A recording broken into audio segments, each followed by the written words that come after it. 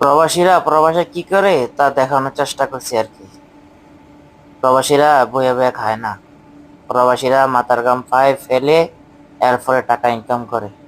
একজন প্রবাসী টুকটুক মেহনত করে কিছু টাকা উপার্জন করে, তা একজন প্রবাসী ভালো জানে কি করে, কি কইরা টাকা উপার্জন করে। আর এই টাকা গাছের পাতার মতন উড়ায় ফ্যামিলি, গাছের পাতার মতন মনে করেন না পাতাই। ঠিক আছে, বড় একটা ছেলে জন্ম দিয়া মনে করেন যে দিয়া দাও বিদেশ পাঠাইয়া, এরপর দিয়া ভাই বোন বাপ মা সবার ফাইল্লা একবারে শেষমেশ ভিখারি হইয়া ফরদে ভিক্ষা করে খাও।